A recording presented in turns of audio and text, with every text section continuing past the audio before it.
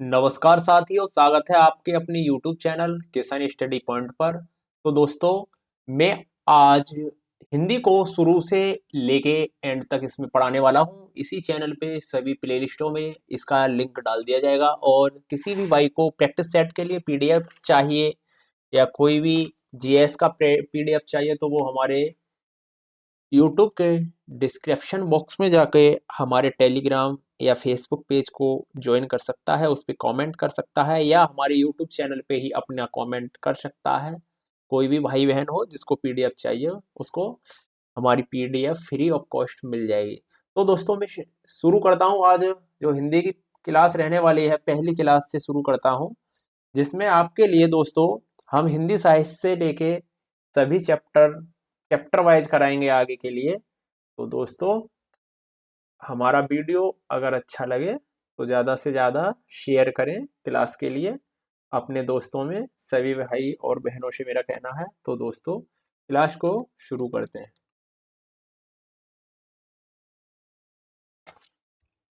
Class को शुरू करते हैं।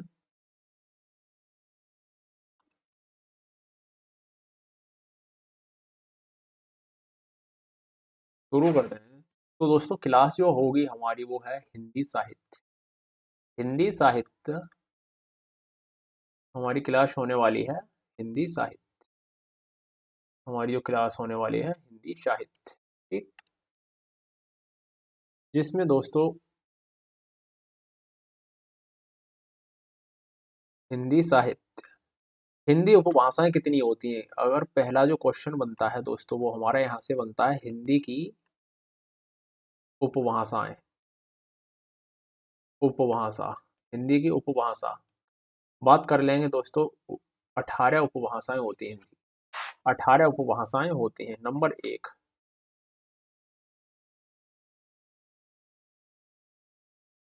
पश्चिमी। पश्चिमी हिंदी में कितनी होती हैं दोस्तों? पश्चिमी हिंदी में दोस्तों 5 होती हैं। नंबर 2 की बात करते हैं, पूर्वी हिंदी। पूर्वी हिंदी, पूर्वी हिंदी में कितनी होती हैं? तो दोस्तों इसमें 3 होती हैं। नंबर 3 की बात करते हैं दोस्तों, बिहारी। बिहारी हिंदी। बिहारी हिंदी में जो होती हैं दोस्तों 3 होती हैं। नंबर 4 में आती हैं दोस्तों राजस्थान। राजस्थान, राजस्थान हिंदी। इसकी बात करें तो इसमें 4 होती हैं। दोस्तों ये टोटल 18 भाषाओं का विवरण है इसमें।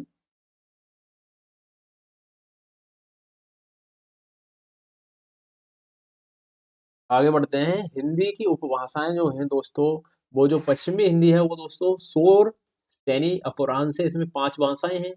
और जो बोलियां हैं दोस्तों वो कन्नौजी, खड़ी बोली, बुंदेली और ब्रजभाषा। ब्रजभाषा जो पश्चिमी हिंदी में आती है वो ब्रजभाषा है। और बंगारो यानी हरियाणवी है। जो बोलने का जो छतरपुर, जो बुंदेली है दोस्तों वो छतरपुर में बोली जाती है। ये बहुत बड़ी लंबी क्लास हो जाएगी तो हम दोस्तों इसमें कुछ क्वेश्चन भी कराएंगे, इसलिए थोड़ा शॉर्ट में बताते हैं आपके लिए जो परीक्षा की दृष्टि से जो पूछा जाता है।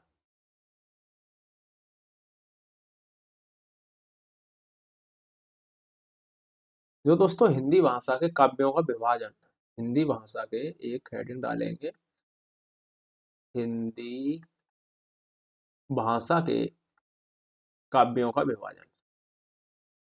काव्यों का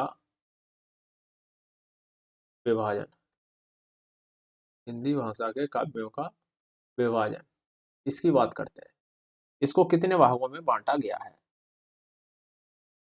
काव्यों का विभाजन, हिंदी भाषा के काव्यों का विभाजन, ये हेडिंग डालेंगे। तो दोस्तों इसको, इसका जो विभाजन किया गया है वो दोस्तों रामचंद्र शुक्ल जी के अनुसार, रामचंद्र रामचंद्र शुक्ल के अनुसार दोस्तों,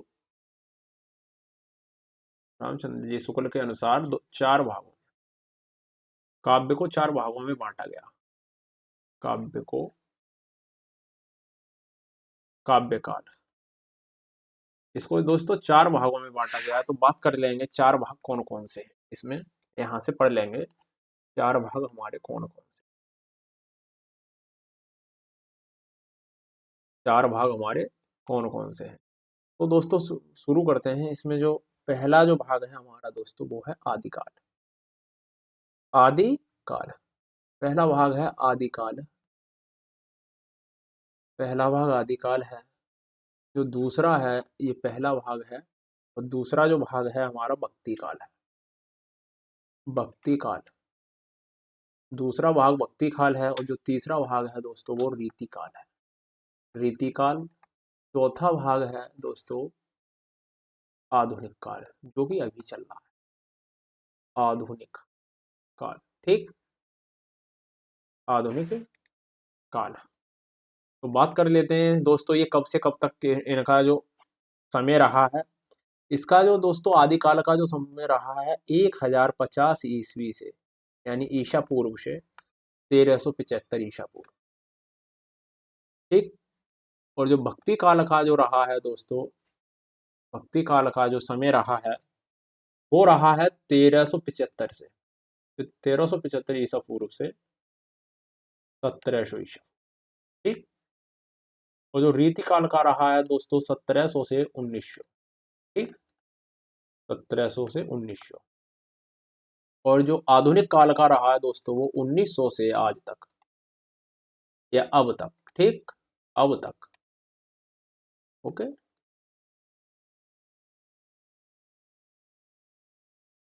तो दोस्तों इसमें हम आदिकाल और भक्ति काल के जो कुछ लेखक हैं उनके बारे में बात करते हैं। तो आइए, जो आदिकाल वीर गाथा, इसको जो आदिकाल था दोस्तों, आदिकाल को आदिकाल को दोस्तों हम एक नाम और दिया गया था वीर गाथा का। वीर वीर गाथा। वीर गाथा ये था वीर गाथा का। ठीक।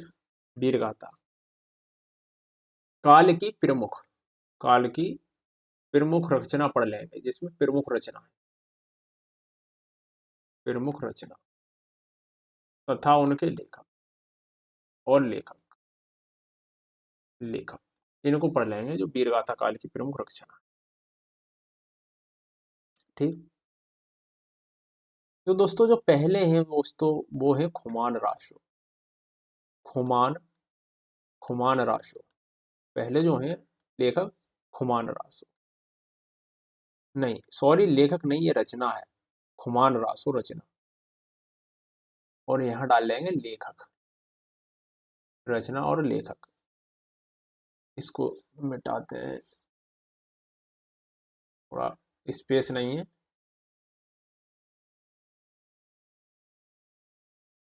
यहाँ से स्पेस नहीं रहेगा, डाल लेंगे हेडिंग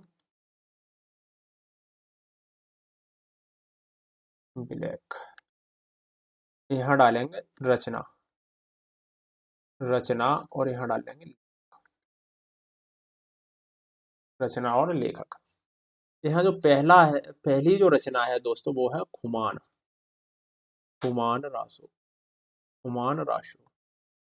ये दोस्तों किसकी रचना है? तो इसकी ये रचना है दोस्तों दलपत जी की। दलपत जी, दलपत विजय, दलपत विजय की। नेक्स्ट की बात करते हैं दोस्तों, पृथ्वीराज रासो। मोस्ट है ये बार बार पूछी जाती है, पृथ्वीराज रासो। ये कॉम्पिटिटिव जो सरकारी एग्जाम में पूछी जा रही है आजकल। इनके जो है इनको इम्पोर्टेंट रचना है चंद्र, चंद्र वरदाई, चंद्र वरदाई। ठीक। ये इम्पोर्टेंट है। ठीक। इसको लिख लेंगे, ये कॉपी पेन अपना उठा लेंगे और ये साथ के साथ लिखते जाएंगे। दूसरी है दोस्तों विशल देवराशु। विशल विशल देवराशु, विशल देव रासो। ये दोस्तों किसकी है? तो दोस्तों ये जो है वो है विशल देव रासो। ये है नरपत नल्हा, नरपत, नरपत नल्ला, नल, नल, नरपत, नाल। ओके। नेक्स्ट देख लेंगे दोस्तों, मृगावती, मृगावती, मृगावती है वो दोस्तों कुतुब्बन की है, कुतुब्बन। ठीक। बात करते हैं, बात करते हैं भक्ति काल का। भक्ति काल, भक्ति काल की बात करते हैं। इसको दोस्तों, इसको जो दूसरा नाम दिया गया है वो पूर्व मध्य काल कहते हैं। पूर्व मध्य, पूर्व मध्य काल, काल की प्रमुख रचना, प्रमुख रचना व लेखक, व लेखक। ये दोस्तों अधिकतर क्वेश्चन इस तरीके से पूछे जाते हैं, इनकी रचनाएं पूछ ली जाती हैं। तो देखते हैं दोस्तों, पहला देखो वेरी इंपोर्टेंट है, साखी, साखी। ठीक है। ये जो रचना है दोस्तों वो किसकी है? कबीर जी की। इसके जो लेखक हैं दोस्तों वो हैं कबीर, कबीर दास जी इसके लेखक हैं। नेक्स्ट की बात करते हैं, एक है बीजक, बीजक, बीजक किसकी है दोस्तों? ये भी कबीर दास जी की है। नेक्स्ट बात करते हैं तवद, तवद किसकी है दोस्तों? ये भी कबीर दास जी की है। और एक जो इम्पोर्टेंट है वो है रमैनी, रमैनी, ये भी दोस्तों कबीर दास जी की है। और दोस्तों पद्मावत, पद्मावत किसकी है दोस्तों? मलिक। एक मूवी भी बनी है दोस्तों इस पे, मलिक मोहम्मद जैसी। इस पे एक मूवी भी बनी है जो कि जैसी जी, मलिक जैसी। ये मोस्ट इम्पोर्टेंट है, जो मैं मोस्ट इम्पोर्टेंट है वही लिखवा रहा हूँ, बाकी बहुत है। और दोस्तों और बात करते हैं दोस्तों, तो श्री रामचरितमानस, ये बहुत ही इम्पोर्टेंट है। श्री राम, श्री राम, श्री रामचरितमानस, श्री राम चरितमानस। इसके जो लेखक कौन थे दोस्तों? ये जो दोस्तों लिखी थी जो हमारे तुलसीदास, तुलसीदास जी ने श्री रामचंद्र जी का वर्णन रामचरितमानस में। ठीक। इनकी और भी, तुलसीदास की और भी है, विनय पत्रिका है, विनय, विनय पत्रिका, विनय पत्रिका, ये भी दोस्तों तुलसीदास जी की है। अगली की बात करें दोस्तों, गीतावली, कवितावली और गीतावली। कविता, कवितावली, कवितावली भी तुलसीदास की है। एक दोस्तों गीतावली है, गीतावली, गीतावली तुलसीदास जी की है। ठीक। और भी और हैं दोस्तों, दोहावली, दोहावली की बात करें तो तुलसीदास जी की है। और दोस्तों और भी हैं, और पार्वती मंगल, पार्वती मंगल।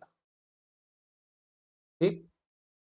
ये भी दोस्तों तुलसीदास जी की है, तुलसीदास जी की है, तुलसीदास जी। ओके। आगे बढ़ते हैं दोस्तों।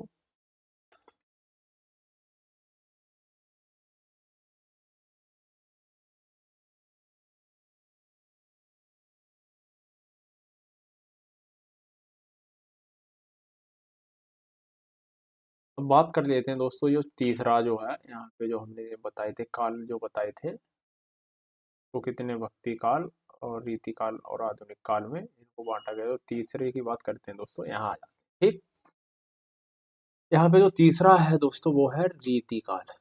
रीतिकाल साहित्य को अच्छे से पढ़ लेंगे इसको दोस्तों। उत्तरमावस्था, उत्तर माध्य, उत्तर माध्यकाल, इसका जो दूसरा नाम है उत्तर माध्यकाल की प्रमुख रचना, प्रमुख रचना व लेखक, व लेखक। ओके, बात करते हैं दोस्तों, यहाँ पे रचना डाल लेते हैं, रचना, और यहाँ डालते हैं, साथ के साथ लिखते जाएंगे। ठीक, यहाँ शुरुआत करते हैं। तो दोस्तों रामचंद्र का, रामचंद्रिका, रामचंद्र का जो लिखा था दोस्तों वो केशव दास ने लिखी। ठीक, नेक्स्ट की बात कर लेते हैं दोस्तों, रत्नावली, रत्नावली, रत्नावली,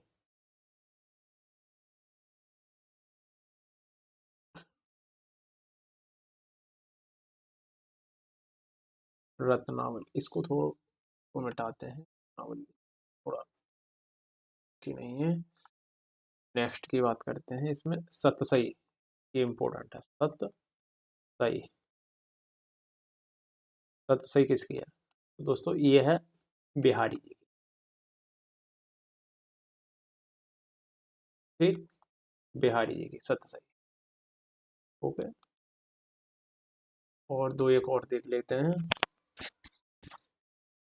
बिहारी जी के, बिहारी जी की, शिवराज भूषण, शिवराज भूषण, शिवराज, शिवराज भूषण किसकी है, वो है दोस्तों शिवराज भूषण जो है दोस्तों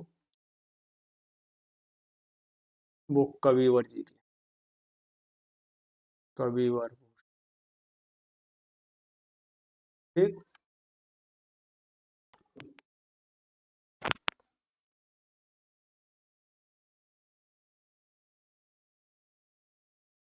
नेक्स्ट की बात कर लेते हैं दोस्तों, जो आधुनिक काल के हैं यहाँ डालते हैं नंबर 14। ठीक है, और 4 आधुनिक काल, आधुनिक काल, इसको दोस्तों गद्य काल, गद्य काल, गद्य काल की प्रमुख रचना व लेखक,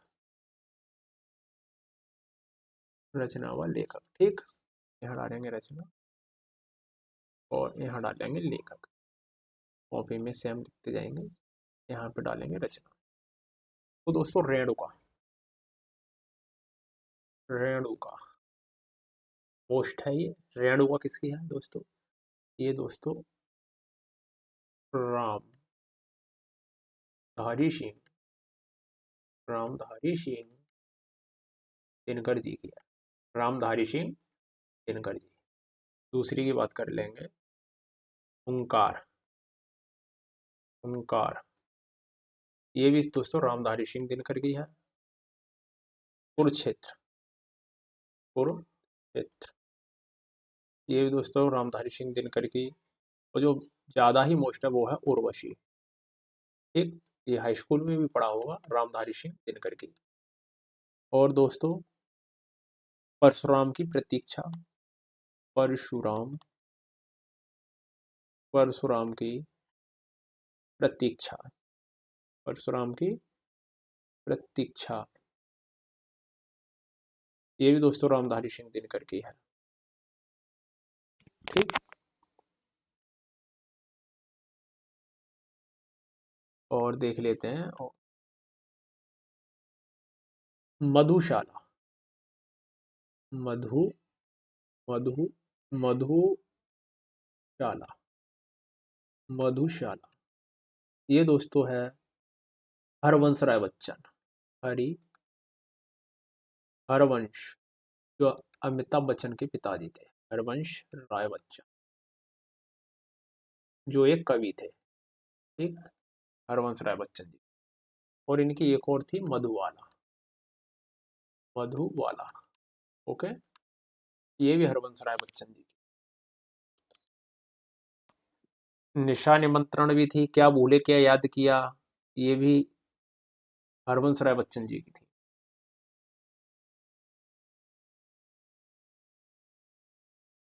ठीक, जो दोस्तों ये नामकरण विभिन्न कालों का जो नामकरण किया था, विभिन्न विभिन्न कालों का नामकरण, कालों का नामकरण, नामकरण, इसको देख लेंगे, करण किसने किया। तो दोस्तों यहाँ जान लेंगे थोड़ा शॉर्ट में। प्रारंभिक काल, यानी प्रारंभिक, प्रारंभिक काल, इसका जो नामकरण किया दोस्तों मिश्र बंधु जी, मिश्र बंधु। ठीक, मिश्र बंधु जी ने किया। और जो वीर गाथा काल, वीर गाथा काल, वीर गाथा काल का जो नामकरण किया वो रामचंद्र शुक्ल जी ने किया, रामचंद्र शुक्ल। ठीक, और यहाँ देख लें। ठीक,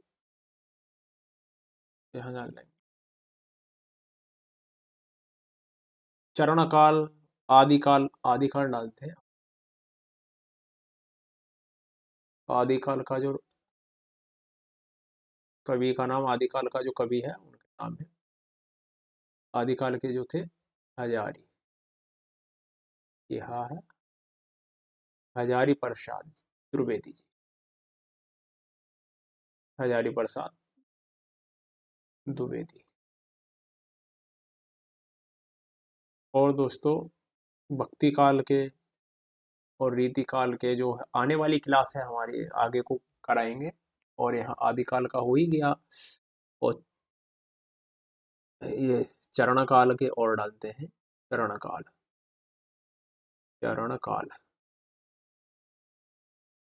चरण काल के ये थे डॉक्टर राम कुमार, राम कुमार वर्मा, राम कुमार वर्मा। ठीक, तो दोस्तों आगे के लिए हम बात करते हैं जो हमारे क्वेश्चंस थे। यहाँ दोस्तों स्पेस कम है, नहीं तो ये भी करा देते जो भक्ति काल का, और यहाँ करा देते हैं दोस्तों, इसको मिटा देते हैं, यहाँ करा देते हैं दोस्तों भक्ति काल। यहाँ कर लेंगे भक्ति काल के जो कवि हैं, लेखक हैं, उनके बारे में यहाँ जान लेंगे। भक्ति काल, भक्ति काल के जो हैं उनकी बात करते हैं दोस्तों। भक्ति काल का जो नामकरण किया वो है दोस्तों रामचंद्र शुक्ल। ठीक, रामचंद्र शुक्ल। और दोस्तों स्वर्ण काल है एक, स्वर्ण काल का जो नाम दिया है वो है दोस्तों जॉर्ज ग्रियर्सन, यानी जॉर्ज, जॉर्ज ग्रियर्सन। ठीक, और नेक्स्ट रह गया है दोस्तों लोक जागरण काल, लोक जागरण काल। ठीक, लोक जागरण काल की बात करें तो दोस्तों हजारी प्रसाद द्विवेदी, हजारी प्रसाद द्विवेदी। रीति काल की यहाँ बात कर लेते हैं दोस्तों। यहाँ पे रीति काल के जो बाकी हैं, रीति काल, रीति काल, नाम और कवियों का नाम, अलंकृत काल, जो पहला है अलंकृत, अलंकृत काल। इसके जो थे दोस्तों वो मिश्र बंधु जी थे, मिश्र बंधु। ठीक। नेक्स्ट बात कर लेंगे दोस्तों, रीति काल के रामचंद्र शुक्ल थे, और कला काल, कला काल इसका जान लेंगे। कला काल का कौन था? वो था दोस्तों रमाशंकर, रमाशंकर, रमाशंकर शुक्ल, शुक्ल रसाल, रसाल। ठीक। और बात कर लेते हैं दोस्तों आधुनिक काल के, आधुनिक काल के और लिख लेते, स्लाइड थोड़ा कम था। अब आधुनिक काल के और बता देते हैं। आधुनिक काल के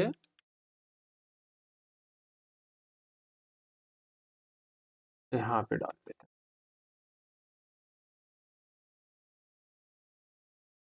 कलर दूसरा ले लेते हैं यहाँ। आधुनिक काल के कवियों के नाम, नंबर जो आधुनिक काल के, आधुनिक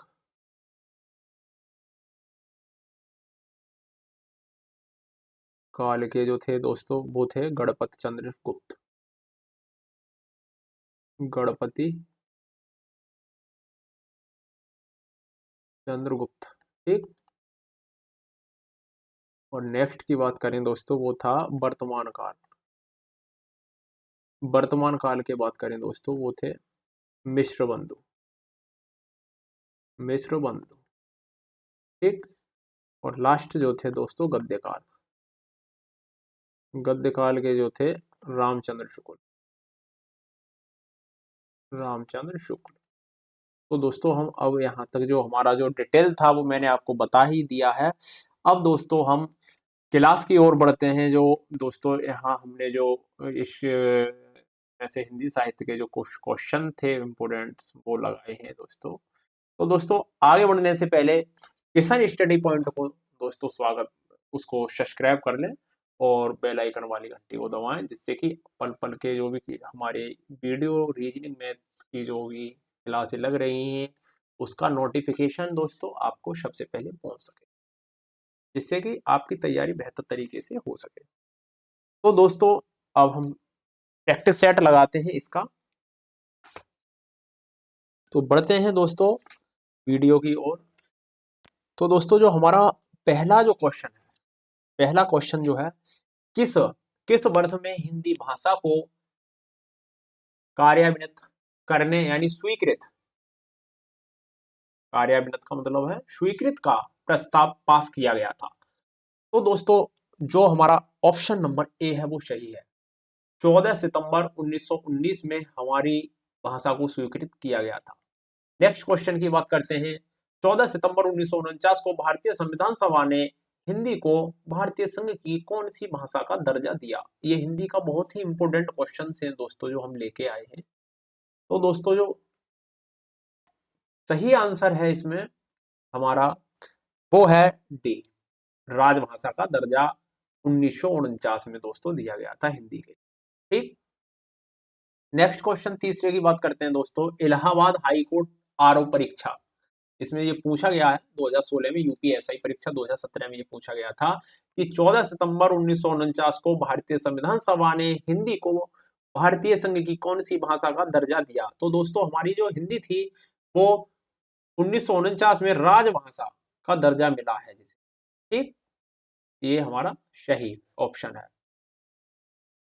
बात कर लेते हैं नेक्स्ट की हिंदी दिवस किस तिथि को मनाया जाता है? तो दोस्तों इसका जो सही जवाब है वो 14 सितंबर को हमारा हिंदी दिवस मनाया जाता है, क्योंकि 14 सितंबर 1949 को भारतीय संविधान सभा ने हिंदी को एक राजभाषा का दर्जा दिया था, इसलिए 14 सितंबर को ही हिंदी दिवस के रूप में मनाया जाने लगा। नेक्स्ट क्वेश्चन की बात करते हैं दोस्तों। हिंदी भाषा किस लिपि में लिखी जाती है? तो दोस्तों वेरी इंपॉर्टेंट क्वेश्चन है। तो हिंदी भाषा किस लिपि में लिखी जाती है? तो दोस्तों ये देवनागरी लिपि में लिखी जाती है। इसका जो सही जवाब है देवनागरी है। नेक्स्ट क्वेश्चन संविधान के किस अनुच्छेद में हिंदी को राजभाषा तथा इसकी लिपि देवनागरी को स्वीकृत किया गया? और जो इसकी जो राजभाषा थी और उसकी जो लिपि देवनागरी थी उसको जो स्वीकृत किया गया था वो दोस्तों, इसका जो सही जवाब है 5वें क्वेश्चन का वो है सी 343। अनुच्छेद 343 में इसका दोस्तों वर्ण देवनागरी लिपि को स्वीकृत किया गया है, अनुच्छेद 343 में। ठीक है, नेक्स्ट क्वेश्चन, संविधान के अनुच्छेद 344 के अनुपालन में भारत के राष्ट्रपति ने राजभाषा आयोग का गठन किया था। तो दोस्तों वो कब किया था? तो इसका जो सही जवाब है दोस्तों वो है 1955 में किया था। 1955 इसका सही जवाब है।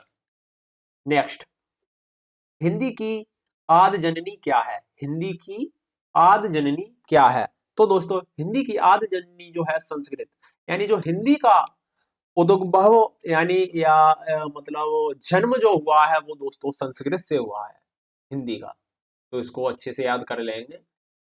नेक्स्ट, लिपि की आवश्यकता होती है, जो लिपि की आवश्यकता होती है इसका जो सही जवाब है वो है 8वें का जो सी ऑप्शन है वो दोस्तों सही है। भाषा लिखने में दोस्तों लिपि की आवश्यकता होती है। नमा, देवनागरी लिपि का सर्वप्रथम प्रयोग कहाँ हुआ था? तो दोस्तों इसका जो सही जवाब है वो है देवनागरी लिपि का जयभट्ट, जयभट्ट के शिलालेख में देवनागरी का सबसे पहले सर्वप्रथम प्रयोग किया गया था। नेक्स्ट, वर्तमान हिंदी किस लिपि में लिखी जाती है?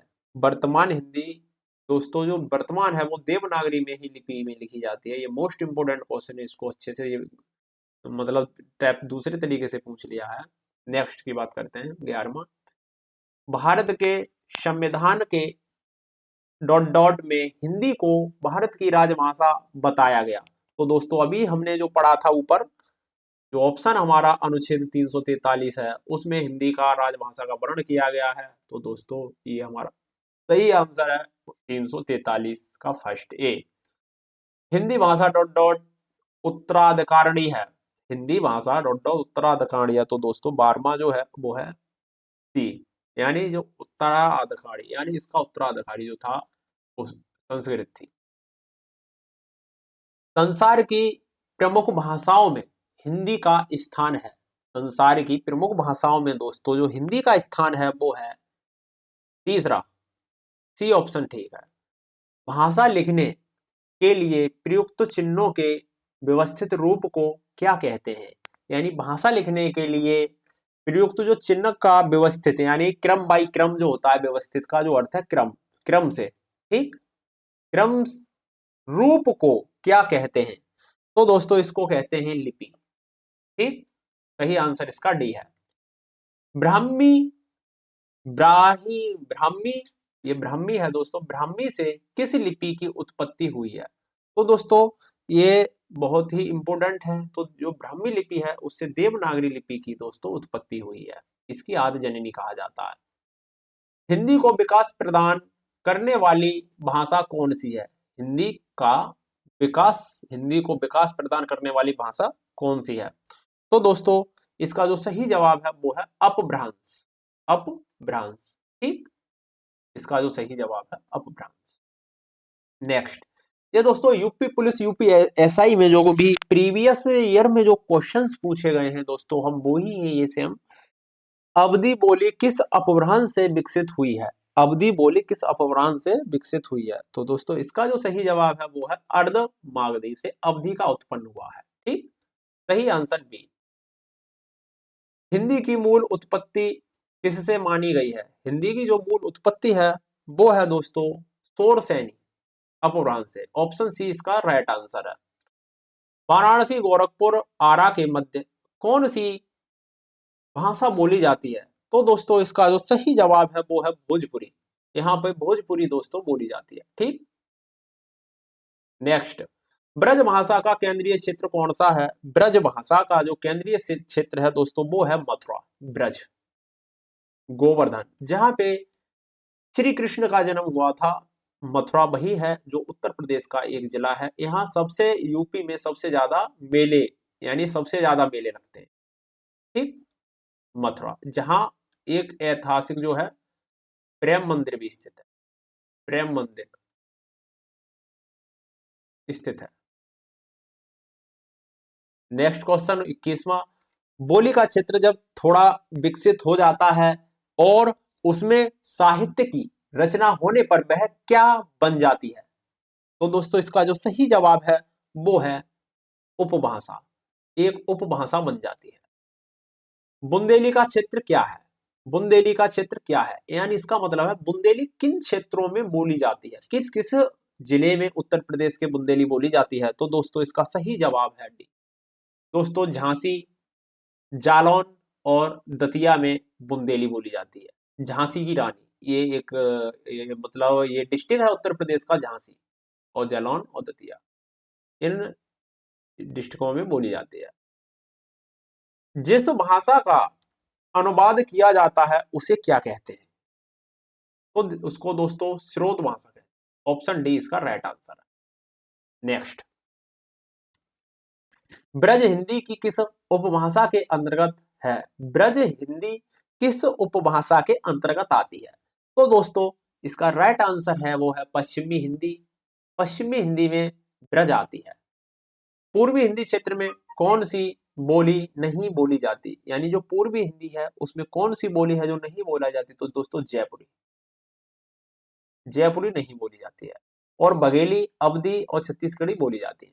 नेक्स्ट क्वेश्चन, निम्नलिखित में से कौन सी बोली उत्तर प्रदेश में बोली जाती है? तो दोस्तों जो उत्तर प्रदेश में बोली जाती है वो दोस्तों बुंदेली भी बोली जाती है। दोस्तों इसका जो सही जवाब होगा वो कन्नौजी भी बोली जाती है, ए एंड सी होगा। ठीक, इसका जो सही है ये है बुंदेली और कन्नौजी उत्तर प्रदेश में बोली जाती है। नेक्स्ट क्वेश्चन, मथुरा और वृंदावन में प्रमुखता कौन सी भाषा बोली जाती है? तो दोस्तों इसमें जो बोली जाती है दोस्तों ब्रज भाषा बोली जाती है, ब्रज। ठीक, यहाँ पे दोस्तों जो ब्रज है, यहाँ पे दोस्तों जो अभी होली आई थी हमारी होली, यहाँ पे लट्ठमार होली का अभी भी प्रचलन है, लट्ठमार होली। ठीक, बहुत ही अच्छे तरीके से यहाँ लट्ठमार होली ब्रज में मनाई जाती है। नेक्स्ट क्वेश्चन की बात करते हैं दोस्तों, निम्न में कौन सी बोली उत्तर प्रदेश की नहीं है? निम्न में कौन सी बोली जो उत्तर प्रदेश हमारा यूपी है उसकी नहीं है? तो दोस्तों इसका जो सही जवाब है मेवाती। भोजपुरी ये आजमगढ़ साइड में और भोजपुरी इस साइड में बोली जाती है ज्यादातर। ब्रज और कन्नौजी, कन्नौज में बोली जाती है। ब्रज ये मथुरा वृंदावन में बोली जाती है। तो इसका जो सही जवाब है वो दोस्तों सी है, मेवाती उत्तर प्रदेश की मतलब बोली नहीं है। नेक्स्ट क्वेश्चन, कौन सी प्राचीन भाषा नहीं है? कौन सी प्राचीन भाषा नहीं है? तो दोस्तों वो है पंजाबी। पंजाबी प्राचीन भाषा नहीं है। ठीक है, और ये अपभ्रंश है हमारा, संस्कृत है, प्राकृत है, ये प्राचीन भाषाएं हैं, पंजाबी नहीं है। नेक्स्ट, कौन सी बोली बिहारी की नहीं है? तो दोस्तों बिहारी की कौन सी बोली नहीं है? तो 30वां है वो दोस्तों जयपुरी। ठीक, ये बोली बिहार की नहीं है। भोजपुरी बिहार में बोली जाती है, मैथिली और मगही ये बिहार की बोलियां हैं। नेक्स्ट, पंजाब में हिंदी का प्रचार किसने किया? पंजाब में हिंदी का प्रचार प्रसार किसने किया? तो दोस्तों इसका सही जवाब है डी, श्रद्धा राम फुल्लोरी जी ने हमारा पंजाब में हिंदी का प्रचार प्रसार किया। निम्नलिखित में से कौन सी बोली उत्तर प्रदेश की नहीं है?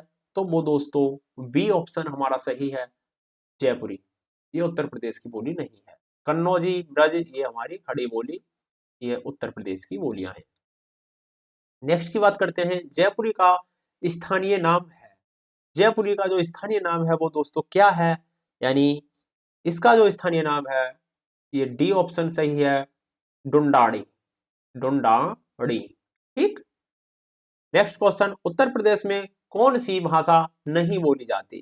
तो दोस्तों उत्तर प्रदेश में पहाड़ी भाषा नहीं बोली जाती, ये भाषा उत्तराखंड में बोली जाती है। ठीक है, उत्तराखंड, उत्तराखंड, उत्तराखंड में बोली जाती है पहाड़ी, ये पहाड़ों में बोली जाती है पहाड़ी। इसमें दोस्तों कुमाऊनी, कुमाऊनी और दोस्तों गढ़वाली जो भाषाएं हैं वो आती है, ठीक, जो हिंदी से ही निकली है, ठीक है। इसका जो उत्तराखंड है 9 नवंबर 2000 को ये हमारे उत्तर प्रदेश से ही अलग एक राज्य बना है अपना, 27वां राज्य था भारत का, उत्तर प्रदेश का मतलब भारत का ये उत्तराखंड। और दोस्तों इसकी जो राजधानी की बात करते हैं तो दोस्तों इसकी राजधानी देहरादून है। नेक्स्ट क्वेश्चन 35वां की बात करते हैं, आधुनिक भारतीय आर्य भाषाओं का विकास किससे हुआ है? तो दोस्तों इसका जो सही जवाब है वो डी है, अपभ्रंश से आधुनिक आर्य भाषाओं का विकास हुआ है। 36वां, आधुनिक भारतीय आर्य भाषा का काल कब से कब तक रहा? इसका आधुनिक आर्य जो भाषा थी इसका जो कार्य या समय काल, काल कहते हैं समय के लिए दोस्तों, ये काल जो है इसका मतलब है समय, समय, ठीक, समय, ओके, कब से कब तक रहा? तो इसका जो दोस्तों सही जवाब है वो है ऑप्शन सी, 1000 ईस्वी से अब तक आधुनिक आर्य भाषा का काल रहा है। 33वां, लौकिक संस्कृत और डॉट डॉट अपभ्रंश हिंदी भाषा का उचित विकास क्रम है, रिक्त स्थान के लिए उचित विकल्प कौन सा है? इस तरीके से हमारा क्वेश्चन आएगा। तो दोस्तों इसका जो सही जवाब है दोस्तों वो है डी, पाली और प्राकृत, पाली यहां आएगा, पाली और यहां आएगा प्राकृत, ठीक, इसका जो सही जवाब है। हिंदी का मानक रूप किस भाषा से विकसित हुआ? हिंदी का जो मानक रूप है वो दोस्तों किस भाषा से विकसित हुआ है? दोस्तों हिंदी का जो ये है खड़ी बोली, ठीक है, मानक रूप खड़ी बोली से विकसित हुआ।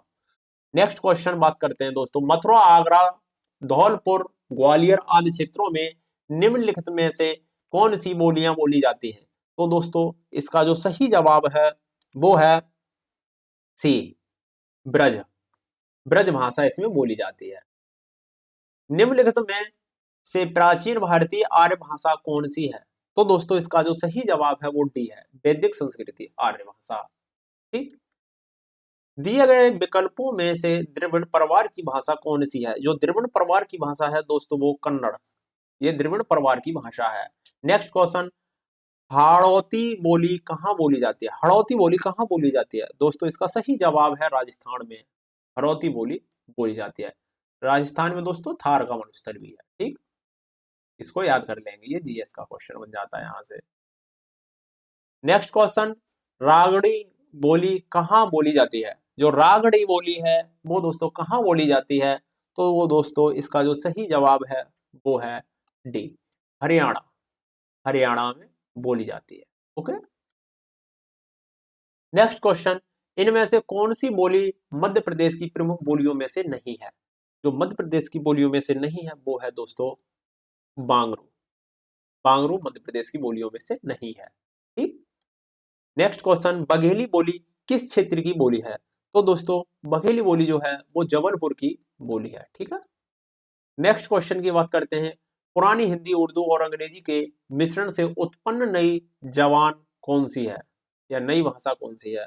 तो दोस्तों इसका जो सही जवाब है वो है हिंदुस्तानी भाषा, ठीक, हिंदुस्तानी भाषा इसका सही जवाब है। पश्चिमी हिंदी की कितनी बोलियां हैं? पश्चिमी हिंदी की जो टोटल बोलियों की बात करते हैं दोस्तों 5 बोलियां हैं, ठीक है, 5 बोलियां हैं। नेक्स्ट क्वेश्चन, किसी सम्मति क्षेत्र में बोली जाने वाली स्थानीय भाषा को क्या कहते हैं? तो दोस्तों 48 का जो ऑप्शन है वो दोस्तों सी है, उसको बोली कहते हैं। किसी क्षेत्र में जो एक स्थानीय भाषा होती है अलग अलग तरीके की होती है, कहीं कुछ है, कहीं पहाड़ी है, कहीं एक हिंदी संस्कृत उर्दू उसको मिक्सर कर लेते हैं, उसको बोली कहते हैं। एक अपनी भाषा अलग होती है हर एक मतलब डिस्ट्रिक्ट में। नेक्स्ट क्वेश्चन, भाषा को बोलते समय होने वाले उतार चढ़ाव को क्या कहते हैं? जो भाषा को बोलते समय होने वाले उतार चढ़ाव को क्या कहते हैं? तो दोस्तों इसका जो सही जवाब है वो है दोस्तों ऑप्शन सी, अनुतान, उतार चढ़ाव को अनुतान बोलते हैं, ठीक। नेक्स्ट क्वेश्चन यानी लास्ट क्वेश्चन हमारा जो 50वां क्वेश्चन है दोस्तों, रोमन लिपि का प्रयोग किस भाषा के लिए नहीं होता है? रोमन लिपि का प्रयोग दोस्तों किस भाषा के लिए नहीं होता है? तो दोस्तों ऑप्शन सी है कुल्लू, कुल लुई, फुल लुई भाषा के लिए रोमन लिपि का प्रयोग नहीं होता। तो दोस्तों हमारी क्लास यहीं पर समाप्त होती है। तो दोस्तों हमारी वीडियो कैसी लगी प्यारे मित्रों, तो हमें लाइक करके हमारे यूट्यूब चैनल पे कमेंट करें कैसी वीडियो लगी, जिससे कि हम और आगे इस पूरी हिंदी को करा सकें, जिससे कि हमें दोस्तों थोड़ा प्रोत्साहन मिलता है। तो दोस्तों हमारी क्लास यहीं पर समाप्त होती है। जय हिंद साथियों, वंदे मातरम।